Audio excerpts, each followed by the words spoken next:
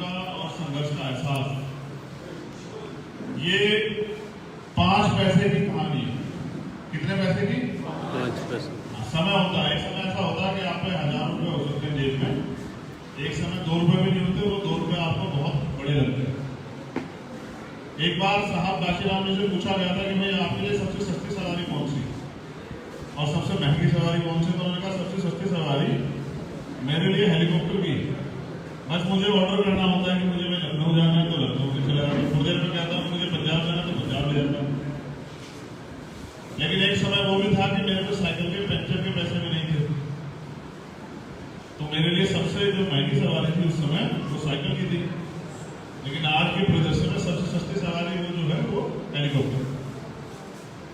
बड़े तार्किक थे साहब, क्योंकि संघर्ष किया है, उनके जीवन में बड़ा लंबा संघर्ष है, तो इस वजह से एक उनसे जुड़ी कहानी आपको सुना। मुझे बड़ा इंटरेस्ट आता है कहानी पढ़ने में, पुराने महापुरुषों के संदर्भ में अच्छा होता है। वो पहला ही कार्यक्रम होगा उस समय में रेलवे मेल सर्विस अर्थात RMS में नौकरी करता था। नौकरी के लिए मुझे रोज पूना से मुंबई जाना पड़ता था। काशीराम जी मेरे साथ मुंबई आया जाया करते थे। उस समय RMS का लाल डिब्बा हमारा छोटा सा कार्यालय बन गया था। चलते ट्रेन में संगठन को बढ़ाने के लिए हमारी योजनाएं बनती रहती थी। काशीराम जी के पास पूना मुंबई का रेल पास था। दोनों अपनी साइकिल से पूना रेलवे स्टेशन पर जाया करते थे। वहां साइकिल स्टैंड पर साइकिल रखकर महालक्ष्मी एक्सप्रेस से मुंबई रवाना होते थे। महालक्ष्मी एक्सप्रेस पुणे से सुबह 7:30 बजे निकलती थी और दोपहर 12:05 पर मुंबई पहुंचती थी। शाम को यह गाड़ी 5:55 पर वीटी स्टेशन से छूटती थी और रात को 10:20 पर पुणे पहुंचती थी। काशीराम जी और मैं इस गाड़ी में सफर करते थे। मुंबई में काशीराम जी कई लोगों से हमारी रोज की दौड़ धूप की जिंदगी के बाद मुलाकात होती थी और हम साथ साथ महालक्ष्मी से पुणे लौटते थे। फिर पुणे स्टेशन से साइकिल पर अपने कार्यालय की ओर चल पड़ते थे। रास्ते में किसी होटल में रुककर खाना खाते थे और फिर अपने कार्यालय जाकर तिरपाल बिछाकर सो जाते थे। आज मैं उस दिन को याद करता हूँ। मुंबई से मैं और काशीराम जी महालक्ष्मी ट्रेन से पुणे आए। रात 10:30 बजे अपनी अपनी साइकिल निकालकर हम स्टेशन से बाहर आए। हमारा कार्यालय स्टेशन से 15-20 मिनट की दूरी पर था। बातें करते हुए पैदल ही चल रहे थे। हमें हमेशा स्टेशन के पास के वंदना होटल में खाना खाते थे। यहाँ खाना सस्ता मिलता था। आज मेरी जेब में पैसे नहीं थे, सो मैंने सोचा कि काशीराम जी के पास पैसे होंगे और हम खाना खा लेंगे। मगर वंदना होटल के सामने से गुजरने पर भी काशीराम जी नहीं रुके। मैंने सोचा आज उनका मटन खाने का मूड होगा, सो न्यूयॉर्क होटल में जाना होगा। काशीराम जी को मटन की डिश बहुत पसंद थी। वह मटन की डिश लजीज मिलती थी और मटन के पीसेज भी ज्यादा मिलते थे। न्यूयॉर्क होटल के सामने से गुजरते हुए काशीराम जी ने मेरी ओर देखा और मैंने उनकी ओर देखा, मगर दोनों में से कोई नहीं रुका। मेरे मन ही मन ये समझ आया कि काशीराम जी के पास पैसे नहीं, और काशीराम जी भी समझ गए कि मेरी जेब खाली। हमने एक दूसरे कुछ नहीं कहा और कार्यालय लौटे। उस दिन केवल पानी पीकर हम सो गए। दूसरे दिन मेरी छुट्टी थी, मगर काशीराम जी को कार्यकर्ताओं की बैठक के लिए मुंबई जाना। सुबह वे तैयार हो गए। आज छुट्टी का दिन तक के होने के कारण मैं आराम से सो रहा था। आटे में चलता हूं, अपनी छोटी सी टैची लेकर बाहर जाते काशीराम साहब ने कहा, हाँ भाई जरा दरवाजा लगा देना, आज मैं आराम से उठने वाला हूँ। नींद में उठते ही हुए मैंने कहा। दरवाजा लगाकर काशीराम जी चले गए। अभी 5 मिनट भी नहीं हुई थी, दरवाजा खोलकर काशीराम वापस लौटे। क्यों भाई क्या बात है, वापस क्यों लौटे? मैंने पूछा। अरे भाई आटे कुछ पैसे हैं तेरे पास? काशीराम जी ने पूछा। नहीं बिल्कुल नहीं, मैंने कहा। देखते उधर उधर कुछ पड़े होंगे। फिर मैंने ऑफिस के ड्रायर वगैरह खोलकर देखे, मेरे पास पैसे नहीं मिले। नहीं साहब कुछ भी पैसे नहीं है। मैंने निराश होकर कहा कम से कम 5 पैसे तो होंगे। उन्होंने फिर कहा मैंने फिर ड्रायर ढूंढे, मगर 5 पैसे भी नहीं मिले। नहीं साहब 5 पैसे भी नहीं है, मगर 5 पैसे क्या जरूरत पड़ी? मैंने पूछा, अरे यार मेरी साइकिल में हवा नहीं है, हवा भरने के लिए 5 पैसे लगेंगे। काशीराम जी ने कहा मेरी साइकिल ले जाओ। मैंने कहा तुम्हारी साइकिल में देख ली, उसमें भी हवा नहीं है। ठीक है, गाड़ी का समय हो रहा है, मैं चलता हूँ। कहते हुए काशीराम जी लगभग दौड़ते हुए निकल गए। टेरेस पर खड़े होकर मैंने देखा गाड़ी पकड़ने की जल्दी में काशीराम जी हाथ में अटैची पकड़कर स्टेशन की ओर दौड़ रहे थे। आज काशीराम जी हवाई जहाज से देश के कोने कोने में सफर करते हैं, हेलीकॉप्टर किराए पर लेकर भ्रमण करते हैं। जब मैं आज की मूवमेंट देखता हूं तो मुझे वह दिन याद आता जब 5 पैसे के अभाव में काशीराम जी को स्टेशन की ओर दौड़ना पड़ा था। वह पल याद आते ही आंखों में बरबस आंसू चढ़ जाते हैं। आंदोलन बहुत महत्वपूर्ण होता है और उसको चलाना उससे भी ज्यादा कठिन होता है। किसी भी आंदोलन की शुरुआत करना और उसको पूरा करना, शुरुआत तो कोई भी कर सकता है। आप घर से सोते हुए उठे और कहीं भी जाने का मन बना ले, मगर उस मंजिल तक पहुंचना कठिन। मेरे आज भी याद है 4 फरवरी 2016 मैंने यूपी छोड़ा और मैं उत्तराखंड काम करने के लिए आया। और एक गांव था उत्तराखंड का जमालपुर, वहां की घटना हुई। ये वहां के लोग ज्यादा अच्छी तरह जानते हैं सराय की। मेरे याद है फिर उसके बाद एक गांव में हम गए और पैसे की दिक्कत थी। उस गांव का नाम जो है वो रवि के गांव से पहले वाला गांव, रवि जिया पोता से पहले गांव। कौन सा गांव है? मिसरपुर,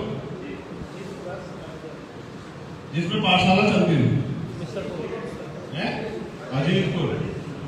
मेरे याद है कि मैंने एक बार कहा कि कुछ पैसों की जरूरत है, तो 3 से 4 हजार रुपए इकट्ठा हो। ऐसा नहीं कि उत्तराखंड के लोग मदद नहीं करते थे, ऐसा नहीं कि लोग काम नहीं करते। ये आंदोलन ही ऐसा है, जो लोग इससे जुड़ते हैं वो मदद भी करते हैं, काम भी करते हैं। जब लास्ट टाइम कैडर हुआ तो मैंने समझाया था कि किस कारण से भीम आर्मी में अनुशासन नहीं। हमने बस एक आक्रोश को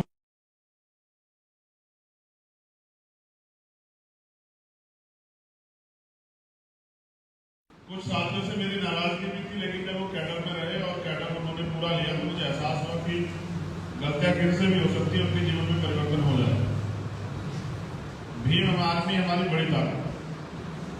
आज कुछ साथी भीम आर्मी में जो यहाँ पहले जिनको जिम्मेदारी दी, आज वो नहीं है। क्यों नहीं है इसका बेहतर कारण आप जानते हो। आज कहाँ ये भी आप बेहतर जानते हैं। मैं तो क्योंकि वो इस परिवार से आते हैं, बहुजन समाज से, तो उनके लिए मंगल कामना ही कर सकता हूँ। मगर मैं आपको ये कहना चाहता हूँ कि भाई बिना कैडर के संगठन आगे नहीं बढ़े। उससे पहले माननीय राष्ट्रीय अध्यक्ष जी ने और इस मंच पर उपस्थित सभी साथियों ने लगभग अपनी अपनी बात रखी। वो भी आपसे अपील कर रहे थे कि संगठन निर्माण करो। बीजेपी से जीतने के लिए या किसी भी दल से जीतने के लिए लोकतंत्र में उससे मजबूत संगठन होना जरूरी है। जिनके पास वैचारिक रूप से मजबूत और अपने मन से काम करने वाला व्यक्ति, यानी कि संघर्षशील कार्यकर्ता, मिशनरी कार्यकर्ता नहीं होगा, उनको भी आगे नहीं बढ़ सकते। आप जितने लोग हैं ना, इनसे आधे भी लोग और उनकी से भी आधे लोग अगर ईमानदारी से मिशनरी भावना से काम करेंगे तो मैं गारंटी देता हूं कि हरिद्वार जिले के मोस्टली लोग यहाँ हैं। हरिद्वार जिले में कड़वी है मगर सच है, इतना सा जिला है हरिद्वार। कितना जिला है? इतना जिला है हरिद्वार। अगर 25-30 लोग भी मिशनरी काम करने वाले अपनी जिम्मेदार समझ के और फील्ड में उतर जाए तो 6 महीने में भीम आर्मी आजाद समाज पार्टी हर घर घर में जो है ना बहुजन समाज की पहुंच जाएगी। लेकिन अगर किसी को कह के काम कर, सीनियर लोग यहाँ हैं, आप लोगों को संगठन का काम जो दिया गया है, अपने संगठन के बनाने काम को मजबूती से करना चाहिए। और बिना कैडर के भीड़ बनने से अच्छा है कि जो लोग जिन्होंने कैडर लिया है वो अगर दोबारा लेना चाहे तो दोबारा फिर कैडर यहाँ कराएंगे। लेकिन जिन लोगों की समझ में आया वो गाँव जाके उसको देने का काम करें। आप लोगों ने डायरी बनाई होगी ना अपने कैडर की, तो उस डायरी के माध्यम से गांव-गांव जाके उस कैडर को देने का काम करें। उस कैडर से ही समर्पित विचारधारा पे आधारित कार्यकर्ता तैयार होगा। ना बिकने वाला समाज और ना बिकने वाला नेता। जब मैं पिछली बार आया था समीक्षा करके तो मैंने इसलिए ढिलाई दी थी कि देखो कि भाई आप लोग कितने दिन तक जो है आंदोलन में खड़े रह पाते हैं और परिणाम क्या है वो आपके सामने है। लेकिन मैं समझता हूँ जितने लोग यहाँ हैं, अगर हम लोग जिम्मेदारी से ईमानदारी से काम करें तो हम लोग यहाँ ताकतवर बन सकते हैं। अभी जब एक घटना हुई, वो घटना हुई डाडापट्टी में, और जब डाडापट्टी में घटना हुई वो सरकार के षड्यंत्र में हुई। लेकिन हम सरकार के षड्यंत्र को क्यों नहीं रोक पाए? क्योंकि हम राजनीतिक रूप से ताकतवर नहीं है। अगर सरकार के षड्यंत्र को रोकने के लिए हम राजनीतिक रूप से यहाँ ताकतवर होते तो सरकार को मुंहतोड़ जवाब देते। लेकिन एक हमारे सीनियर साथी यहाँ के मुझसे कहते हैं कि साहब दिखता नहीं है, तो मैं हंसता रहता हूँ मन। आज मैं सोचा कि इस मंच से उनको जवाब दूं। डीएम ये जानता है कि इनका संगठन अभी राजनीतिक रूप से इतना ताकतवर नहीं कि मेरे पर कार्रवाई कर सके।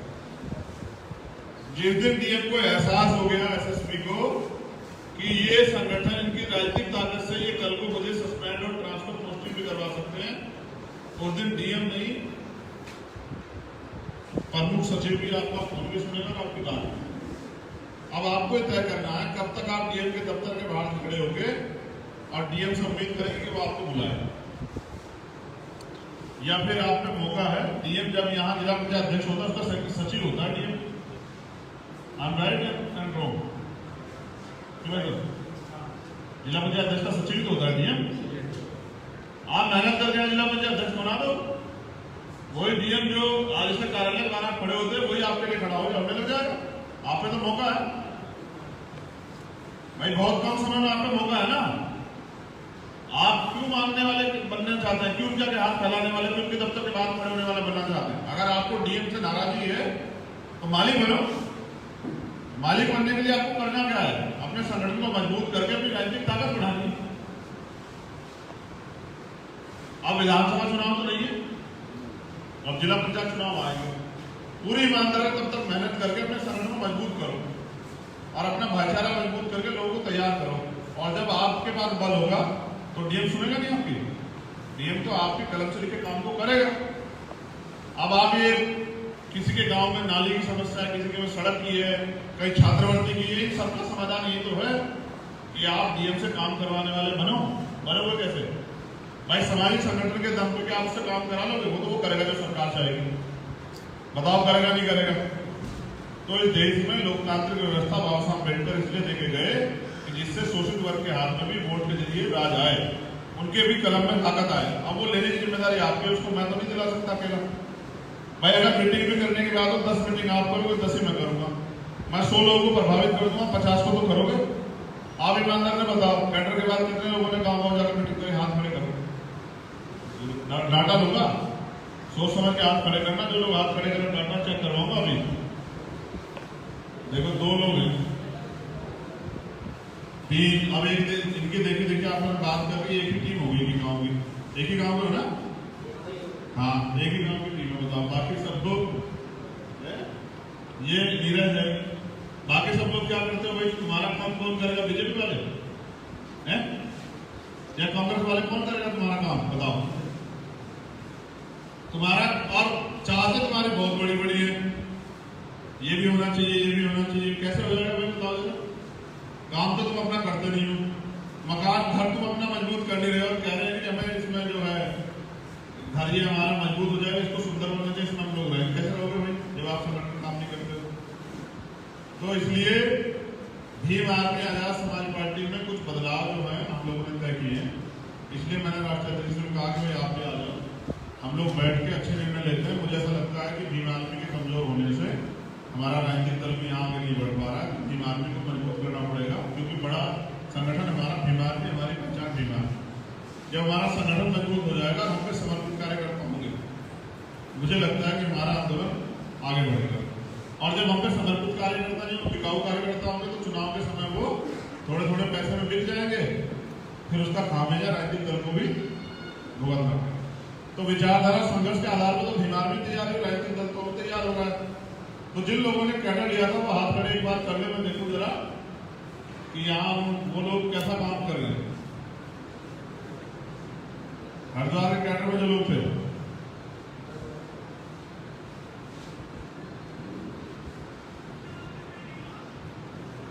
तो काम तो आप भी नहीं कर रहे हो, आप भी कैडर लेके घर ही बैठे हो।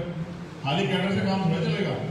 कैडर के बाद कार्य की समीक्षा और समयबद्ध प्रोग्राम, ये तीनों चारों चीजें करनी पड़ेगी ना भाई। एक और मैं अपनी बात को खत्म करने से पहले, फिर हम बैठ के निर्णय लेंगे, वो निर्णय आप लोगों को बताएंगे। अपनी बात को खत्म करने से पहले मैं आप लोगों के सामने भी रखूं। मुझे लगता है इस कहानी को सुनने के बाद शायद आपको आंदोलन का और संघर्ष का एहसास। ये 5 पैसे की कहानी है। कितने पैसे की? 5 पैसे। समय होता है, एक समय ऐसा होता है कि आप पे 1000 रुपए हो सकते हैं जेब में, एक समय 2 रुपए भी नहीं होते, वो 2 रुपए आपको बहुत बड़े लगते हैं। एक बार साहब काशीराम जी से पूछा गया था कि भाई आपके लिए सबसे सस्ती सवारी कौन सी और सबसे महंगी सवारी कौन सी? तो उन्होंने कहा सबसे सस्ती सवारी मेरे लिए हेलीकॉप्टर की। बस मुझे ऑर्डर करना होता है कि मुझे मैं लखनऊ जाना है तो लखनऊ से चला जाता हूँ, थोड़ी देर में कहता हूँ मुझे पंजाब जाना तो पंजाब ले जाता हूँ। लेकिन एक समय वो भी था कि मेरे को साइकिल के पंचर के पैसे भी नहीं थे, तो मेरे लिए सबसे जो महंगी सवारी थी उस समय वो साइकिल की थी। लेकिन आज के परिदृश्य में सबसे सस्ती सवारी वो जो है वो हेलीकॉप्टर। बड़े तार्किक थे साहब, क्योंकि संघर्ष किया है, उनके जीवन में बड़ा लंबा संघर्ष है, तो इस वजह से एक उनसे जुड़ी कहानी आपको सुना। मुझे बड़ा इंटरेस्ट आता है कहानी पढ़ने में, पुराने महापुरुषों के संदर्भ में अच्छा होगा। वो पहला ही कार्यक्रम होगा उस समय में रेलवे मेल सर्विस अर्थात RMS में नौकरी करता था। नौकरी के लिए मुझे रोज पूना से मुंबई जाना पड़ता था। काशीराम जी मेरे साथ मुंबई आया जाया करते थे। उस समय RMS का लाल डिब्बा हमारा छोटा सा कार्यालय बन गया था। चलते ट्रेन में संगठन को बढ़ाने के लिए हमारी योजनाएं बनती रहती थी। काशीराम जी के पास पूना मुंबई का रेल पास था। दोनों अपने साइकिल से पूना रेलवे स्टेशन पर जाया करते थे। वहां साइकिल स्टैंड पर साइकिल रखकर महालक्ष्मी एक्सप्रेस से मुंबई रवाना होते थे। महालक्ष्मी एक्सप्रेस पुणे से सुबह 7:30 बजे निकलती थी और दोपहर 12:05 पर मुंबई पहुंचती थी। शाम को यह गाड़ी 5:55 पर वीटी स्टेशन से छूटती थी और रात को 10:20 पर पुणे पहुंचती थी। काशीराम जी और मैं इस गाड़ी में सफर करते थे। मुंबई में काशीराम जी कई लोगों से हमारी रोज की दौड़ धूप की जिंदगी के बाद मुलाकात होती थी और हम साथ साथ महालक्ष्मी से पुणे लौटते थे। फिर पुणे स्टेशन से साइकिल पर अपने कार्यालय की ओर चल पड़ते थे। रास्ते में किसी होटल में रुककर खाना खाते थे और फिर अपने कार्यालय जाकर तिरपाल बिछाकर सो जाते थे। आज मैं उस दिन को याद करता हूँ। मुंबई से मैं और काशीराम जी महालक्ष्मी ट्रेन से पुणे आए। रात 10:30 बजे अपनी अपनी साइकिल निकालकर हम स्टेशन से बाहर आए। हमारा कार्यालय स्टेशन से 15-20 मिनट की दूरी पर था। बातें करते हुए पैदल ही चल रहे थे। हमें हमेशा स्टेशन के पास के वंदना होटल में खाना खाते थे। यहाँ खाना सस्ता मिलता था। आज मेरी जेब में पैसे नहीं थे, सो मैंने सोचा कि काशीराम जी के पास पैसे होंगे और हम खाना खा लें। मगर वंदना होटल के सामने से गुजरने पर भी काशीराम जी नहीं रुके। मैंने सोचा आज उनका मटन खाने का मूड होगा, सो न्यूयॉर्क होटल में जाना होगा। काशीराम जी को मटन की डिश बहुत पसंद थी। वह मटन की डिश लजीज मिलती थी और मटन के पीसेज भी ज्यादा मिलते थे। न्यूयॉर्क होटल के सामने से गुजरते हुए काशीराम जी ने मेरी ओर देखा और मैंने उनकी ओर देखा, मगर दोनों में से कोई नहीं रुका। मेरे मन ही मन ये समझ आया कि काशीराम जी के पास पैसे नहीं, और काशीराम जी भी समझ गए कि मेरी जेब खाली। हमने एक दूसरे कुछ नहीं कहा और कार्यालय लौटे। उस दिन केवल पानी पीकर हम सो गए। दूसरे दिन मेरी छुट्टी थी, मगर काशीराम जी को कार्यकर्ताओं की बैठक के लिए मुंबई जाना। सुबह वे तैयार हो गए। आज छुट्टी का दिन के होने के कारण मैं आराम से सो रहा था। आटे में चलता हूं, अपनी छोटी सी अटैची लेकर बाहर जाते काशीराम साहब ने कहा, हाँ भाई जरा दरवाजा लगा देना, आज मैं आराम से उठने वाला हूँ। नींद में उठते ही हुए मैंने कहा। दरवाजा लगाकर काशीराम जी चले गए। अभी 5 मिनट भी नहीं हुई थी, दरवाजा खोलकर काशीराम वापस लौटे। क्यों भाई क्या बात है, वापस क्यों लौटे? मैंने पूछा। अरे भाई आटे कुछ पैसे हैं तेरे पास? काशीराम जी ने पूछा। नहीं बिल्कुल नहीं। मैंने कहा देखते उधर उधर कुछ पड़े होंगे। फिर मैंने ऑफिस के ड्रायर वगैरह खोलकर देखे, मेरे पास पैसे नहीं मिले। नहीं साहब कुछ भी पैसे नहीं है। मैंने निराश होकर कहा कम से कम 5 पैसे तो होंगे। उन्होंने फिर कहा मैंने फिर ड्रायर ढूंढे मगर 5 पैसे भी नहीं मिले। नहीं साहब 5 पैसे भी नहीं है, मगर 5 पैसे की क्या जरूरत पड़ी? मैंने पूछा अरे यार मेरी साइकिल में हवा नहीं है, हवा भरने के लिए 5 पैसे लगेंगे। काशीराम जी ने कहा मेरी साइकिल ले जाओ। मैंने कहा तुम्हारी साइकिल भी देख ली, उसमें भी हवा नहीं है। ठीक है गाड़ी का समय हो रहा है, मैं चलता हूँ। कहते हुए काशीराम जी लगभग दौड़ते हुए निकल गए। टेरेस पर खड़े होकर मैंने देखा गाड़ी पकड़ने की जल्दी में काशीराम जी हाथ में अटैची पकड़कर स्टेशन की ओर दौड़ रहे थे। आज काशीराम जी हवाई जहाज से देश के कोने कोने में सफर करते हैं, हेलीकॉप्टर किराए पर लेकर भ्रमण करते हैं। जब मैं आज की मूवमेंट देखता हूँ तो मुझे वह दिन याद आता है जब 5 पैसे के अभाव में काशीराम जी को स्टेशन की ओर दौड़ना पड़ा था। वह पल याद आते ही आंखों में बरबस आंसू तर जाते हैं। आंदोलन बहुत महत्वपूर्ण होता है और उसको चलाना उससे भी ज्यादा कठिन होता है। किसी भी आंदोलन की शुरुआत करना और उसको पूरा करना, शुरुआत तो कोई भी कर सकता है। आप घर से सोते उठे और कहीं भी जाने का मन बना ले, मगर उस मंजिल तक पहुंचना कठिन। मेरे आज भी याद है 4 फरवरी 2016 मैंने यूपी छोड़ा और मैं उत्तराखंड काम करने के लिए आया। और एक गांव था उत्तराखंड का जमालपुर, वहां की घटना हुई। ये वहां के लोग ज्यादा अच्छी तरह जानते हैं सराय की। मेरे याद है फिर उसके बाद एक गांव में हम गए और पैसे की दिक्कत थी। उस गांव का नाम जो है वो रवि के गांव से पहले वाला गांव, रवि जिया गुप्ता से पहले गांव। कौन सा गांव है? मिसरपुर, जिसमें पाठशाला चलती थी है अजीतपुर। मेरे याद है कि मैंने एक बार कहा कि कुछ पैसों की जरूरत है, तो 3 से 4 हजार रुपए इकट्ठा हो। ऐसा नहीं कि उत्तराखंड के लोग मदद नहीं करते थे, ऐसा नहीं कि लोग काम नहीं करते। ये आंदोलन ही ऐसा है, जो लोग इससे जुड़ते हैं वो मदद भी करते हैं, काम भी करते हैं। जब लास्ट टाइम कैडर हुआ तो मैंने समझाया था कि किस कारण से भीम आर्मी में अनुशासन नहीं। हमने बस एक आक्रोश को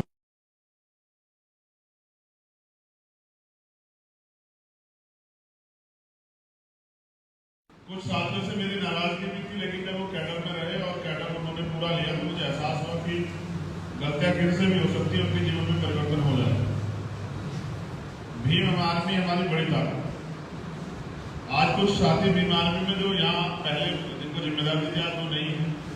क्यों नहीं है इसका बेहतर नाम जानते हो आज कहाँ, ये भी आप बेहतर जानते हैं। मैं तो क्योंकि वो इस परिवार से आते हैं बहुजन समाज से, तो उनके लिए मंगल कामना ही कर सकता हूँ। मगर मैं आपको ये कहना चाहता हूँ कि भाई बिना कैडर के संगठन आगे नहीं बढ़े। मुझसे पहले माननीय राष्ट्रीय अध्यक्ष जी ने और इस मंच पर सभी साथियों ने लगभग अपनी अपनी बात रखी। वो भी आपसे अपील कर रहे थे कि संगठन निर्माण करो। बीजेपी से जीतने के लिए या किसी भी दल से जीतने के लिए लोकतंत्र में उससे मजबूत संगठन होना जरूरी है। जिनके पास वैचारिक रूप से मजबूत और अपने मन से काम करने वाला व्यक्ति यानी कि संघर्षशील कार्यकर्ता, मिशनरी कार्यकर्ता नहीं होगा, वो कभी आगे नहीं बढ़ सकते। आप जितने लोग हैं ना, इनसे आधे भी लोग और उनकी से भी आधे लोग अगर ईमानदारी से मिशनरी भावना से काम करेंगे तो मैं गारंटी देता हूं कि हरिद्वार जिले के मोस्टली लोग यहाँ हैं। हरिद्वार जिले में कड़वी है मगर सच है, इतना सा जिला है हरिद्वार। इतना कितना जिला है? इतना जिला है हरिद्वार। अगर 25-30 लोग भी मिशनरी काम करने वाले अपनी जिम्मेदार समझ के और फील्ड में उतर जाए तो 6 महीने में भीम आर्मी आजाद समाज पार्टी हर घर में जो है ना बहुजन समाज की पहुंच जाएगी। लेकिन अगर किसी को कह के काम करवाना पड़े कि जाओ भाई करो, सवाल के जाए क्यों नहीं किया, उनको धमका जाए डांटा जाए, तो इसका मतलब वो अपने काम की जिम्मेदारी को नहीं समझते। अब मैं समझता हूं कि सीनियर लोग यहाँ हैं, आप लोगों को संगठन का काम जो दिया गया है अपने संगठन के बनाने काम को मजबूती से करना चाहिए और बिना कैडर के भीड़ बनने से अच्छा है कि जो लोग जिन्होंने कैडर लिया है वो अगर दोबारा लेना चाहे तो दोबारा फिर कैडर यहाँ कराएंगे, लेकिन जिन लोगों की समझ में आए वो गाँव जाके उसको देने का काम करेंगे। आप लोगों ने डायरी बनाई होगी ना अपने कैडर की, तो उस डायरी के माध्यम से गांव जाके उस कैडर को देने का काम करें। उस कैडर से ही समर्पित विचारधारा पे आधारित कार्यकर्ता तैयार होगा, ना बिकने वाला समाज और ना बिकने वाला नेता। जब मैं पिछली बार आया था समीक्षा करके तो मैंने इसलिए ढिलाई दी थी कि देखो कि भाई आप लोग कितने दिन तक जो है आंदोलन में खड़े रह पाते हैं और परिणाम क्या है वो आपके सामने है। लेकिन मैं समझता हूँ जितने लोग यहाँ हैं, अगर हम लोग जिम्मेदारी से ईमानदार से काम करें तो हम लोग यहाँ ताकतवर बन सकते हैं। अभी जब एक घटना हुई, वो घटना हुई डाटा पट्टी में, और जब डाटा पट्टी में वो घटना हुई वो सरकार के षड्यंत्र में हुई, लेकिन हम सरकार के षड्यंत्र को क्यों नहीं रोक पाए? क्योंकि हम राजनीतिक रूप से ताकतवर नहीं है। अगर सरकार के षड्यंत्र को रोकने के लिए हम राजनीतिक रूप से यहाँ ताकतवर होते तो सरकार को मुंह तोड़ जवाब देते। लेकिन एक हमारे सीनियर साथी यहाँ के मुझसे कहते हैं कि साहब डीएम हमारे कैसे काम नहीं करता, डीएम हमारी बात मानता नहीं है। तो मैं हंसता रहता हूँ मन मन। आज मैं सोचा कि इस मंच से उनको जवाब दूं। डीएम ये जानता है कि इनका संगठन अभी राजनीतिक रूप से इतना ताकतवर नहीं कि मेरे ऊपर कार्रवाई कर सके। जिस दिन डीएम को एहसास हो गया एसएसपी को कि ये संगठन इनकी राजनीतिक ताकत से ये कल को मुझे सस्पेंड और ट्रांसफर पोस्टिंग भी करवा सकते हैं, उस दिन डीएम नहीं प्रमुख सचिव भी आपका फोन भी सुनेगा और आपकी बात। अब आपको तय करना है कब तक आप डीएम के दफ्तर के बाहर खड़े होंगे और डीएम से उम्मीद करेंगे कि वो आपको बुलाएगा,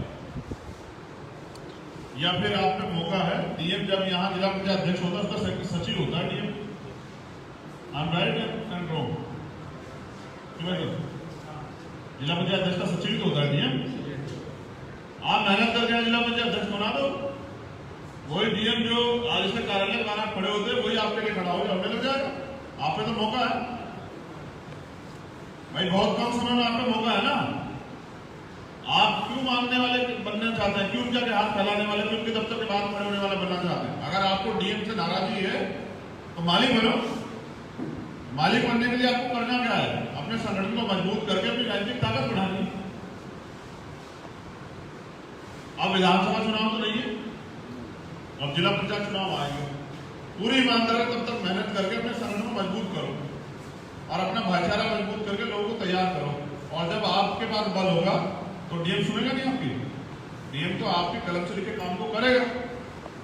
अब आप ये किसी के गांव में नाली की समस्या है, किसी के में सड़क की है, कहीं छात्रवृत्ति की है, सबका समाधान ये तो है कि आप डीएम से काम करवाने वाले बनो।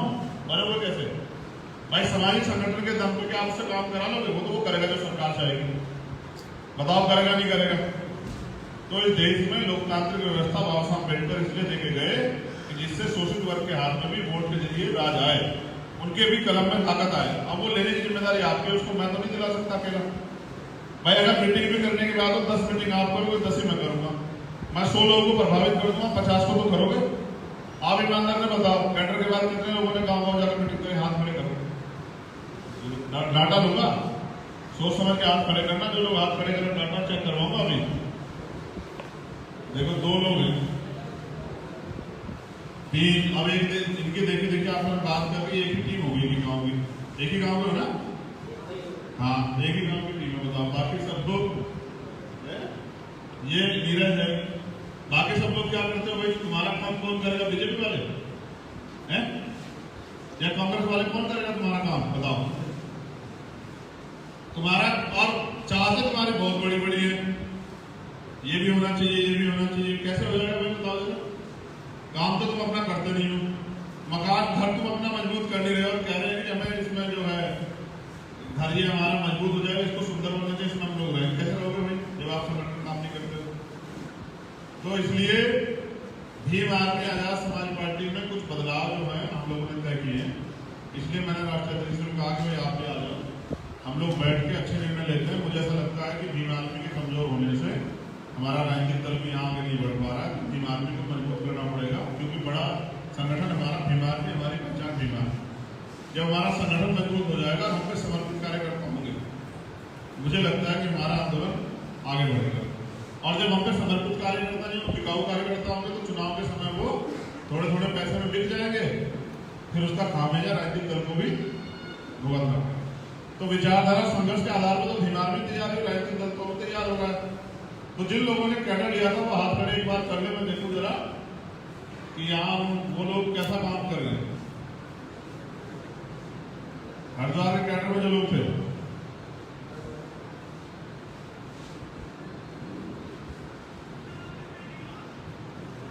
तो काम तो आप भी नहीं कर रहे हो, आप भी कैडर लेके घर ही बैठे हो। खाली कैडर से काम थोड़ा चलेगा। कैडर के बाद कार्य की समीक्षा और समय पर प्रोग्राम, ये तीनों चारों चीजें करनी पड़ेगी ना भाई। एक और मैं अपनी बात को खत्म करने से पहले, फिर हम बैठ के निर्णय लेंगे, वो निर्णय आप लोगों को बताएंगे। अपनी बात को खत्म करने से पहले मैं आप लोगों के सामने भी रखूं। मुझे लगता है इस कहानी को सुनने के बाद शायद आपको आंदोलन का और संघर्ष का एहसास। ये 5 पैसे की कहानी है। कितने पैसे की? 5 पैसे। समय होता है, एक समय ऐसा होता है कि आप पे 1000 रुपए हो सकते हैं जेब में, एक समय 2 रुपए भी नहीं होते, वो 2 रुपए आपको बहुत बड़े लगते हैं। एक बार साहब काशीराम जी से पूछा गया था कि भाई आपके लिए सबसे सस्ती सवारी कौन सी और सबसे महंगी सवारी कौन सी? तो उन्होंने कहा सबसे सस्ती सवारी मेरे लिए हेलीकॉप्टर की। बस मुझे ऑर्डर करना होता है कि मुझे मैं लखनऊ जाना है तो लखनऊ से चला जाता हूँ, थोड़ी देर में कहता हूँ मुझे पंजाब जाना तो पंजाब ले जाता हूँ। लेकिन एक समय वो भी था कि मेरे को साइकिल के पंचर के पैसे भी नहीं थे, तो मेरे लिए सबसे जो महंगी सवारी थी उस समय वो साइकिल की थी। लेकिन आज के परिदृश्य में सबसे सस्ती सवारी वो जो है वो हेलीकॉप्टर। बड़े तार्किक थे साहब, क्योंकि संघर्ष किया है, उनके जीवन में बड़ा लंबा संघर्ष है। तो इस वजह से एक उनसे जुड़ी कहानी आपको सुना, मुझे बड़ा इंटरेस्ट आता है कहानी पढ़ने में। पुराने महापुरुषों के संदर्भ में अच्छा होता है।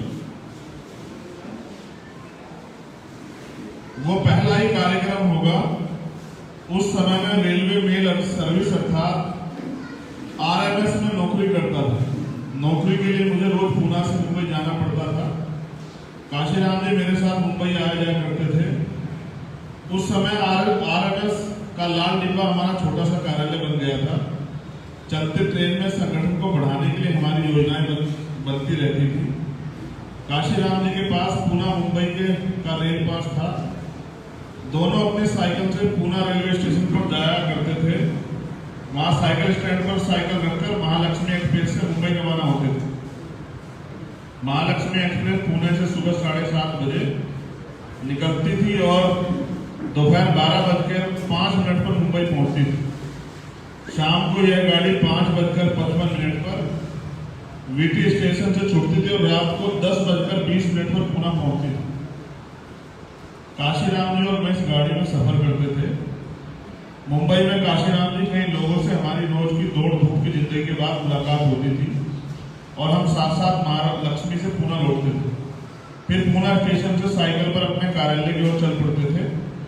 रास्ते में किसी होटल में रुककर खाना खाते थे और फिर अपने कार्यालय जाकर तिरपाल बिछाकर सो जाते थे। आज मैं उस दिन को याद करता हूँ।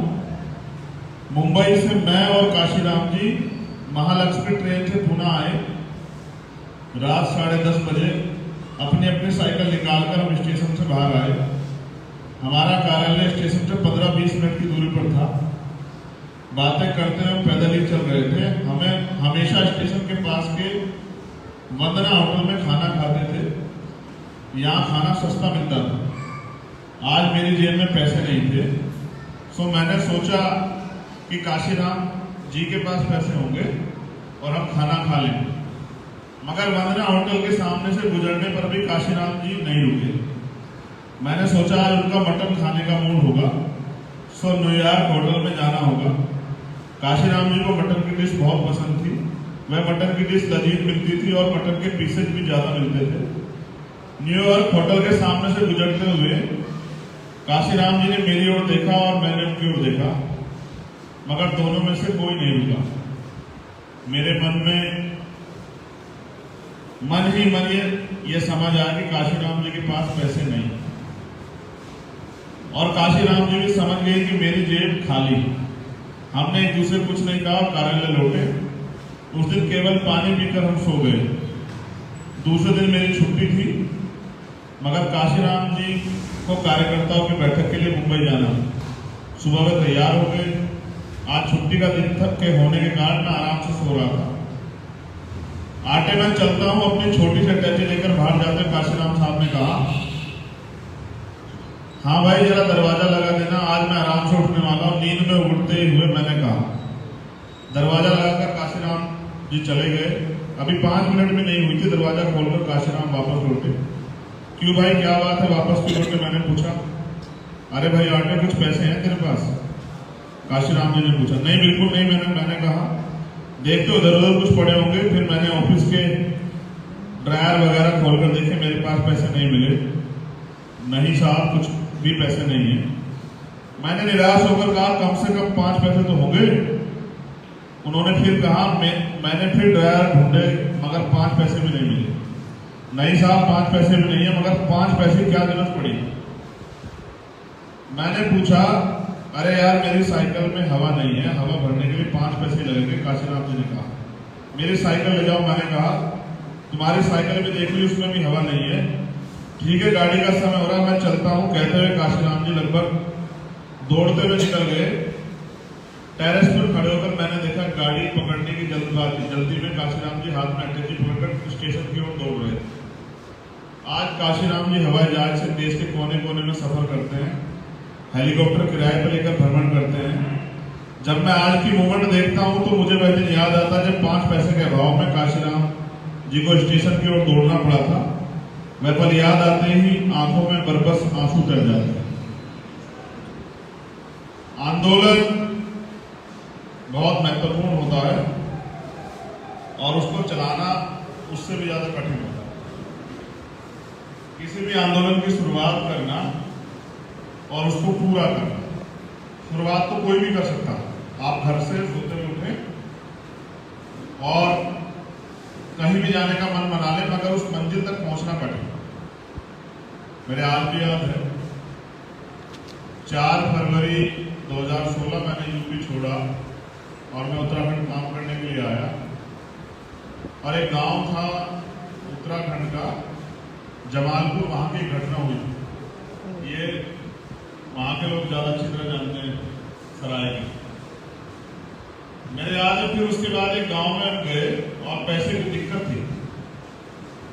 उस गांव का नाम जो है वो रवि के गांव से पहले वाला गांव, रवि जिया गुप्ता से पहले गांव। कौन सा गांव है? मिसरपुर, जिसमें पाठशाला चलती थी है अजीतपुर। मेरे याद है कि मैंने एक बार कहा कि कुछ पैसों की जरूरत है, तो 3 से 4 हजार रुपए इकट्ठा हो। ऐसा नहीं कि उत्तराखंड के लोग मदद नहीं करते थे, ऐसा नहीं कि लोग काम नहीं करते। ये आंदोलन ही ऐसा है, जो लोग इससे जुड़ते हैं वो मदद भी करते हैं, काम भी करते हैं। जब लास्ट टाइम कैडर हुआ तो मैंने समझाया था कि किस कारण से भीम आर्मी में अनुशासन नहीं। हमने बस एक आक्रोश को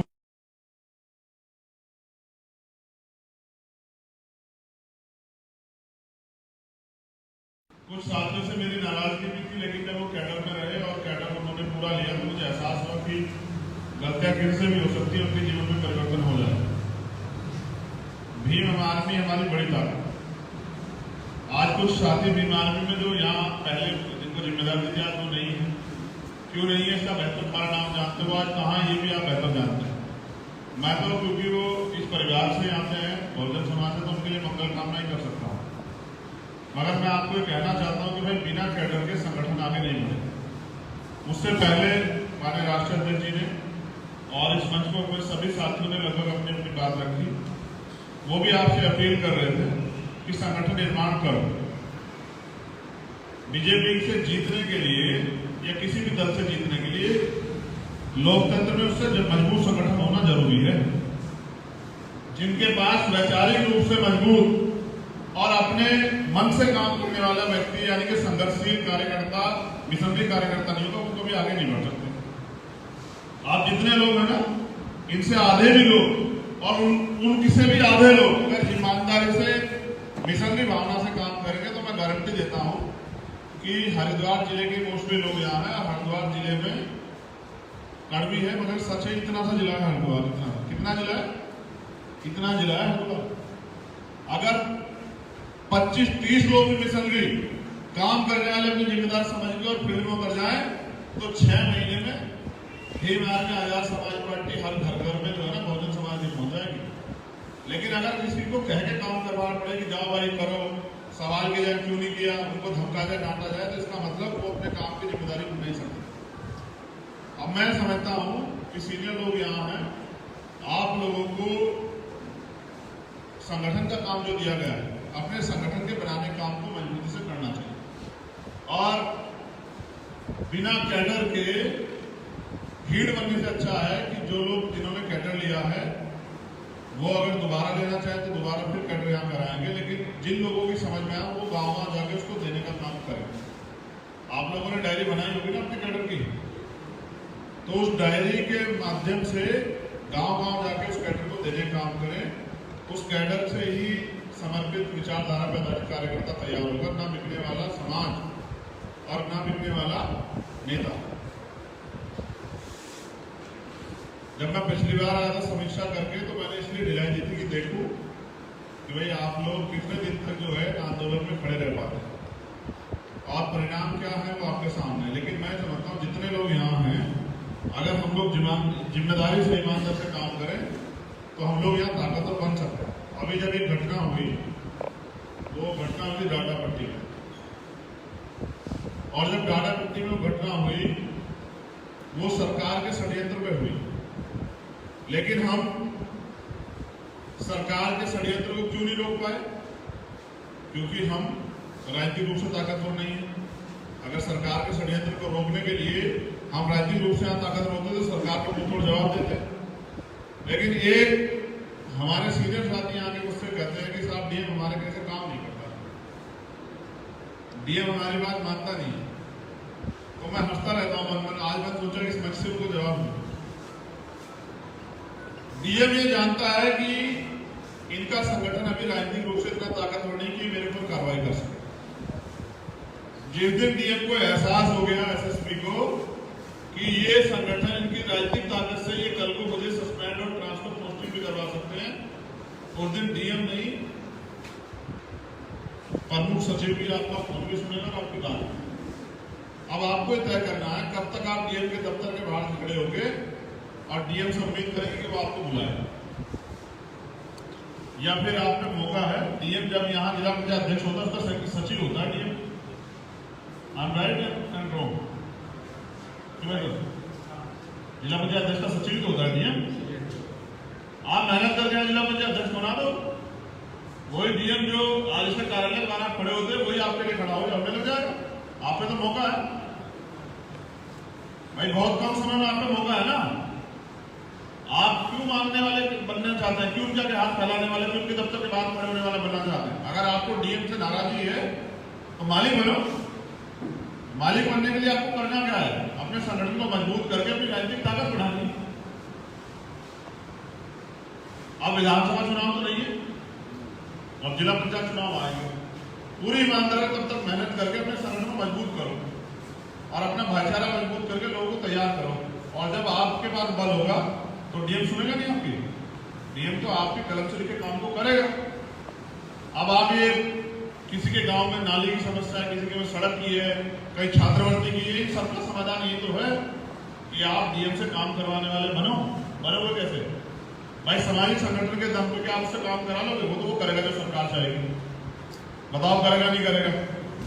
तो इस देश में लोकतांत्रिक व्यवस्था बाबा साहब अम्बेडकर इसलिए देके गए कि जिससे शोषित वर्ग के हाथ में भी वोट के जरिए राज आए, उनके भी कलम में ताकत आए। अब वो लेने की जिम्मेदारी आपकी, उसको मैं तो नहीं दिला सकता अकेला।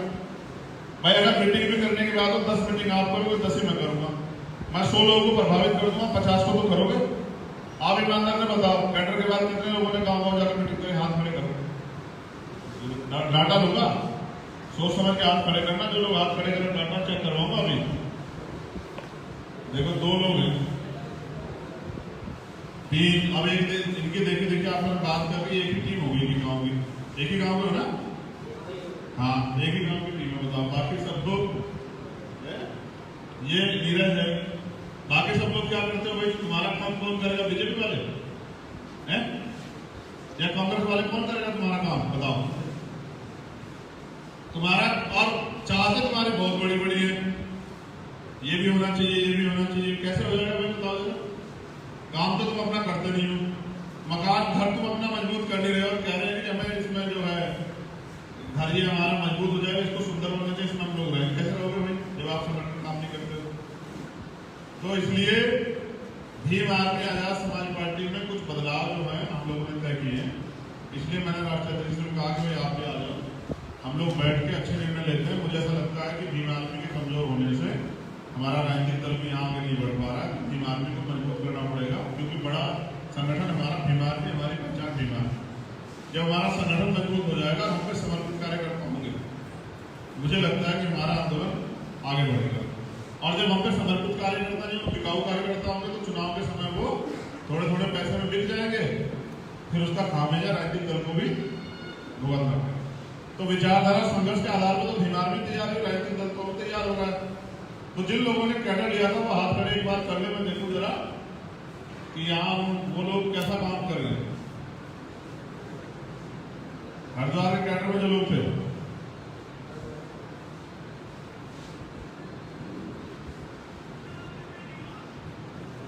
तो काम तो आप भी नहीं कर रहे हो, आप भी कैडर लेके घर ही बैठे हो। खाली कैडर से काम थोड़ा चलेगा। कैडर के बाद कार्य की समीक्षा और समय पर प्रोग्राम, ये तीनों चारों चीजें करनी पड़ेगी ना भाई। एक और मैं अपनी बात को खत्म करने से पहले, फिर हम बैठ के निर्णय लेंगे, वो निर्णय आप लोगों को बताएंगे। अपनी बात को खत्म करने से पहले मैं आप लोगों के सामने भी रखूं। मुझे लगता है इस कहानी को सुनने के बाद शायद आपको आंदोलन का और संघर्ष का एहसास। ये 5 पैसे की कहानी है। कितने पैसे की? 5 पैसे। समय होता है, एक समय ऐसा होता है कि आप पे 1000 रुपए हो सकते हैं जेब में, एक समय 2 रुपए भी नहीं होते, वो 2 रुपए आपको बहुत बड़े लगते हैं। एक बार साहब काशीराम जी से पूछा गया था कि भाई आपके लिए सबसे सस्ती सवारी कौन सी और सबसे महंगी सवारी कौन सी? तो उन्होंने कहा सबसे सस्ती सवारी मेरे लिए हेलीकॉप्टर की। बस मुझे ऑर्डर करना होता है कि मुझे लखनऊ जाना है तो लखनऊ से चला जाता हूँ, थोड़ी देर में कहता हूँ मुझे पंजाब जाना है तो पंजाब ले जाता हूँ। लेकिन एक समय वो भी था कि मेरे को साइकिल के पंचर के पैसे भी नहीं थे, तो मेरे लिए सबसे जो महंगी सवारी थी उस समय वो साइकिल की थी। लेकिन आज के परिदृश्य में सबसे सस्ती सवारी वो जो है वो हेलीकॉप्टर। बड़े तार्किक थे साहब, क्योंकि संघर्ष किया है, उनके जीवन में बड़ा लंबा संघर्ष है। तो इस वजह से एक उनसे जुड़ी कहानी आपको सुना। मुझे बड़ा इंटरेस्ट आता है कहानी पढ़ने में, पुराने महापुरुषों के संदर्भ में अच्छा होगा।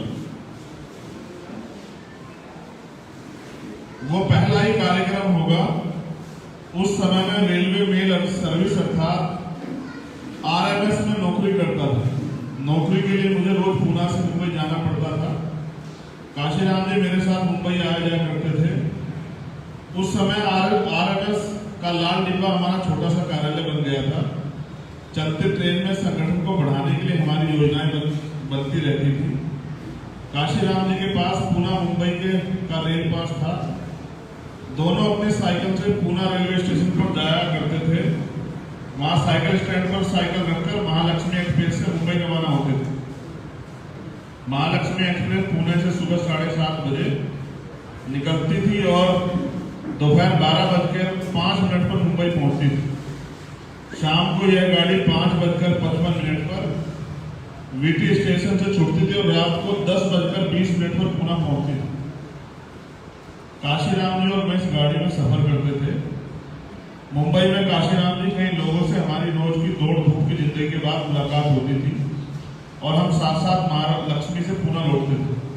फिर पुणे स्टेशन से साइकिल पर अपने कार्यालय की ओर चल पड़ते थे। रास्ते में किसी होटल में रुककर खाना खाते थे और फिर अपने कार्यालय जाकर तिरपाल बिछाकर सो जाते थे। आज मैं उस दिन को याद करता हूँ। मुंबई से मैं और काशीराम जी महालक्ष्मी ट्रेन से पुणे आए। रात 10:30 बजे अपनी अपनी साइकिल निकालकर हम स्टेशन से बाहर आए।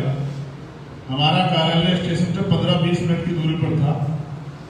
बातें करते हुए पैदल ही चल रहे थे। हमें हमेशा स्टेशन के पास के वंदना होटल में खाना खाते थे। यहाँ खाना सस्ता मिलता था। आज मेरी जेब में पैसे नहीं थे, सो मैंने सोचा कि काशीराम जी के पास पैसे होंगे और हम खाना खा लें। मगर वंदना होटल के सामने से गुजरने पर भी काशीराम जी नहीं रुके।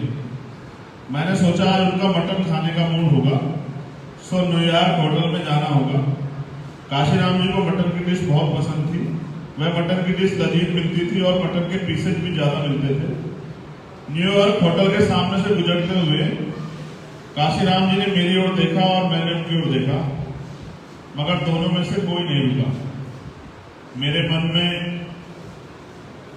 मन ही मन ये समझ आया कि काशीराम जी के पास पैसे नहीं,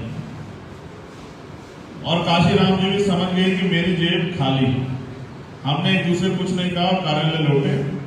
उस दिन केवल पानी पीकर हम सो गए। दूसरे दिन मेरी छुट्टी थी, मगर काशीराम जी को कार्यकर्ताओं की बैठक के लिए मुंबई जाना। सुबह वे तैयार हो गए। आज छुट्टी का दिन के होने के कारण मैं आराम से सो रहा था। आटे में चलता हूं, अपनी छोटी सी टैची लेकर बाहर जाते काशीराम साहब ने कहा, हाँ भाई जरा दरवाजा लगा देना, आज मैं आराम से उठने वाला हूँ। नींद में उठते हुए मैंने कहा। दरवाजा लगाकर काशीराम जी चले गए। अभी 5 मिनट भी नहीं हुई थी, दरवाजा खोलकर काशीराम वापस लौटे। क्यों भाई क्या बात है, वापस क्यों लौटे, मैंने पूछा। अरे भाई आटे कुछ पैसे हैं तेरे पास, काशीराम जी ने पूछा। नहीं बिल्कुल नहीं, मैंने कहा। देखते उधर उधर कुछ पड़े होंगे। फिर मैंने ऑफिस के ड्रायर वगैरह खोलकर देखे, मेरे पास पैसे नहीं मिले। नहीं साहब कुछ भी पैसे नहीं है। मैंने निराश होकर कहा कम से कम 5 पैसे तो होंगे। उन्होंने फिर कहा मैंने फिर ड्रायर ढूंढे, मगर 5 पैसे भी नहीं मिले। नहीं साहब 5 पैसे भी नहीं है, मगर 5 पैसे क्या जरूरत पड़ी। मैंने पूछा, अरे यार मेरी साइकिल में हवा नहीं है, हवा भरने के लिए 5 पैसे लगेंगे। काशीराम जी ने कहा, मेरी साइकिल ले जाओ। मैंने कहा तुम्हारी साइकिल भी देख ली, उसमें भी हवा नहीं है। ठीक है गाड़ी का समय हो रहा, मैं चलता हूँ, कहते हुए काशीराम जी लगभग दौड़ते हुए निकल गए। टेरेस पर खड़े होकर मैंने देखा गाड़ी पकड़ने की जल्दी में काशीराम जी हाथ में अटैची पकड़कर स्टेशन की ओर दौड़ रहे थे। आज काशीराम जी हवाई जहाज से देश के कोने कोने में सफर करते हैं, हेलीकॉप्टर किराए पर लेकर भ्रमण करते हैं। जब मैं आज की मूवमेंट देखता हूं तो मुझे वह दिन याद आता है जब 5 पैसे के अभाव में काशीराम जी को स्टेशन की ओर दौड़ना पड़ा था। वह पल याद आते ही आंखों में बरबस आंसू तर जाते हैं। आंदोलन बहुत महत्वपूर्ण होता है और उसको चलाना उससे भी ज्यादा कठिन होता है। किसी भी आंदोलन की शुरुआत करना और उसको पूरा करना, शुरुआत तो कोई भी कर सकता है। आप घर से सोते हुए उठे और कहीं भी जाने का मन बना ले, मगर उस मंजिल तक पहुंचना कठिन। मेरे आज भी याद है 4 फरवरी 2016 मैंने यूपी छोड़ा और मैं उत्तराखंड काम करने के लिए आया। और एक गांव था उत्तराखंड का जमालपुर, वहां की घटना हुई। ये वहां के लोग ज्यादा अच्छी तरह जानते हैं सराय की। मेरे याद है फिर उसके बाद एक गांव में हम गए और पैसे की दिक्कत थी। उस गांव का नाम जो है वो रवि के गांव से पहले वाला गांव, रवि जिया गुप्ता से पहले गांव। कौन सा गांव है? मिसरपुर, जिसमें पाठशाला चलती थी है अजीतपुर। मेरे याद है कि मैंने एक बार कहा कि कुछ पैसों की जरूरत है, तो 3 से 4 हजार रुपए इकट्ठा हो। ऐसा नहीं कि उत्तराखंड के लोग मदद नहीं करते थे, ऐसा नहीं कि लोग काम नहीं करते। ये आंदोलन ही ऐसा है, जो लोग इससे जुड़ते हैं वो मदद भी करते हैं, काम भी करते हैं। जब लास्ट टाइम कैडर हुआ तो मैंने समझाया था कि किस कारण से भीम आर्मी में अनुशासन नहीं है। हमने बस एक आक्रोश को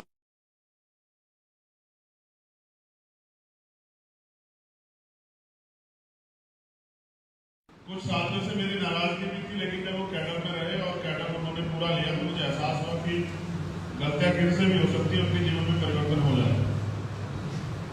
भीम आर्मी हमारी बड़ी ताकत।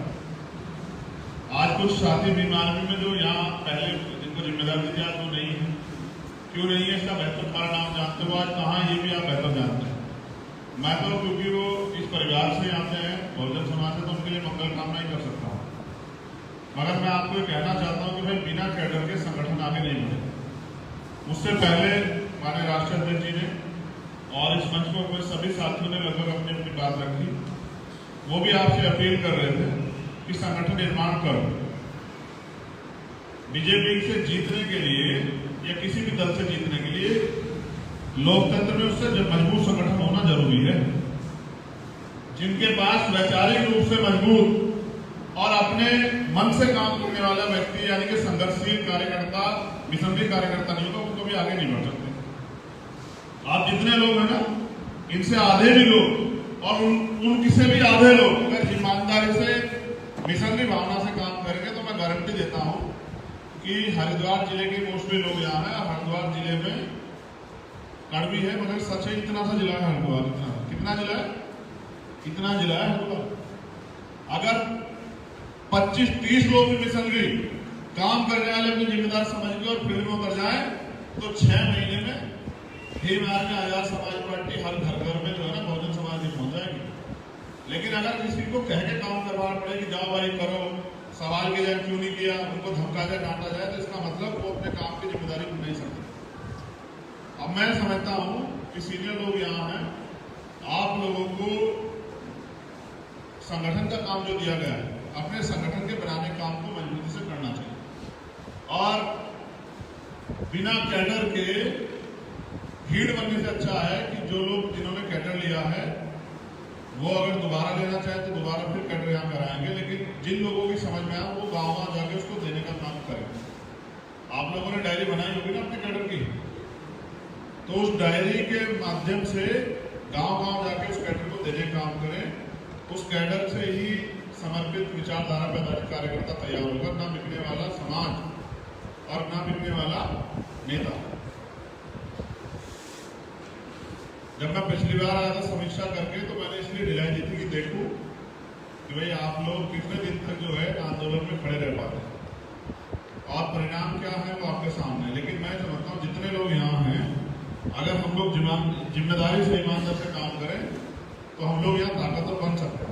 अभी जब एक घटना हुई, वो घटना हुई डाडापट्टी में,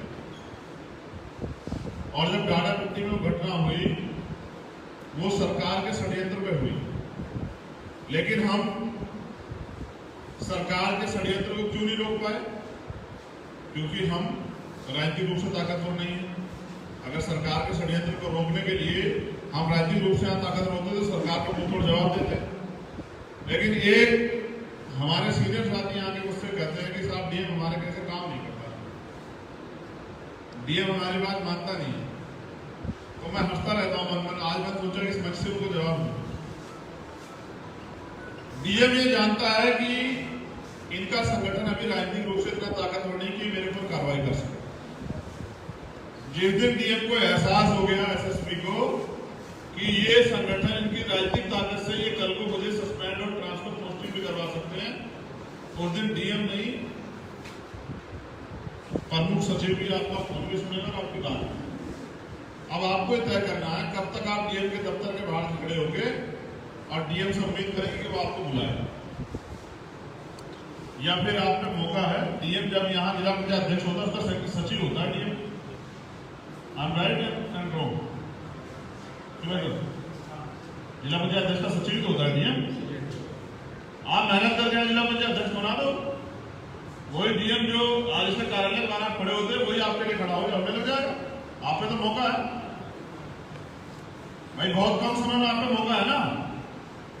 आप क्यों मांगने वाले बनना चाहते हैं? क्यों उनके हाथ फैलाने वाले, क्यों उनके दफ्तर के बाहर खड़े होने वाले बनना चाहते हैं? अगर आपको डीएम से नाराजगी है तो माली बनो, मालिक बनने के लिए आपको करना क्या है? अपने संगठन को मजबूत करके अपनी राजनीतिक ताकत बढ़ानी। अब विधानसभा चुनाव तो नहीं है, अब जिला पंचायत चुनाव आएंगे। पूरी ईमानदारी तब तक मेहनत करके अपने संगठन को मजबूत करो और अपना भाईचारा मजबूत करके लोगों को तैयार करो। और जब आपके पास बल होगा तो डीएम सुनेगा नहीं आपकी। डीएम तो आपके कलम से लिखे काम को करेगा। अब आप ये किसी के गांव में नाली की समस्या है, किसी के में सड़क की है, कहीं छात्रवृत्ति की है, इन सबका समाधान ये तो है कि आप डीएम से काम करवाने वाले बनोगे कैसे? भाई सामाजिक संगठन के दम पे क्या आप उससे काम करा लोगे? वो तो वो करेगा जो सरकार चाहेगी। बताओ करेगा नहीं करेगा? तो इस देश में लोकतांत्रिक व्यवस्था बाबा साहब अम्बेडकर इसलिए देके गए कि जिससे शोषित वर्ग के हाथ में भी वोट के जरिए राज आए, उनके भी कलम में ताकत आए। अब वो लेने की जिम्मेदारी आपकी है, उसको मैं तो नहीं दिला सकता अकेला। भाई अगर मीटिंग भी करने की बात हो, 10 मीटिंग आप करोगे, 10 ही मैं करूंगा। मैं 100 लोगों को प्रभावित कर दूंगा, 50 को तो करोगे। आप ईमानदार ने बताओ, कैडर के बाद कितने लोगों ने गाँव जाकर मीटिंग करें? हाथ खड़े करो, डाटा दूंगा, सोच समझ के हाथ खड़े करना। जो लोग हाथ खड़े करें डाटा चेक करवाऊंगा। अभी देखो 2 लोग हैं, 3, अब एक इनके देखिए आप बात कर रही है, एक ही टीम होगी गाँव की, एक ही गाँव में ना, हाँ एक ही गाँव की टीम है। बताओ बाकी सब लोग, ये नीरज है, बाकी सब लोग क्या करते हो? भाई तुम्हारा काम कौन करेगा? बीजेपी वाले हैं या कांग्रेस वाले? कौन करेगा तुम्हारा काम? बताओ। तुम्हारा और चाहते तुम्हारी बहुत बड़ी बड़ी है, ये भी होना चाहिए, ये भी होना चाहिए। कैसे हो जाएगा भाई बताओ जरा? काम तो तुम अपना करते नहीं हो, मकान घर तुम अपना मजबूत कर नहीं रहे हो, कह रहे हैं कि हमें इसमें जो है घर ये हमारा मजबूत हो जाएगा, इसको सुंदर होना चाहिए, इसमें हम लोग रहेंगे। कैसे रहोगे भाई जब आप संगठन काम नहीं करते हो? तो इसलिए भीम आर्मी आजाद समाज पार्टी में कुछ बदलाव जो है हम लोगों ने तय किए हैं। इसलिए मैंने राष्ट्रीय अध्यक्ष को कहा कि भाई आप भी आ जाओ, हम लोग बैठ के अच्छे निर्णय लेते हैं। मुझे ऐसा लगता है कि भीम आर्मी के कमजोर होने से हमारा राजनीतिक दल भी यहाँ आगे नहीं बढ़ पा रहा है। भीम आर्मी को मजबूत करना पड़ेगा, क्योंकि बड़ा संगठन हमारा भीम आर्मी, हमारी पहचान भीम आर्मी। जब हमारा संगठन मजबूत हो जाएगा, हम पे समर्पित कार्यकर्ता होंगे, मुझे लगता है कि हमारा आंदोलन आगे बढ़ेगा। और जब हम पे समर्पित कार्यकर्ता नहीं, बिकाऊ कार्यकर्ता होंगे, तो चुनाव के समय वो थोड़े थोड़े पैसे में बिक जाएंगे, फिर उसका खामियाजा राजनीतिक दल को भी भुगतना पड़ेगा। तो विचारधारा संघर्ष के आधार पर तो भीम आर्मी तैयार है, राजनीतिक दल तो तैयार हो रहा है। तो जिन लोगों ने कैडर लिया था वो हाथ खड़े एक बार कर ले, मैं देखूं जरा कि यहाँ वो लोग कैसा काम कर रहे हैं। हरिद्वार के कैडर में जो लोग थे,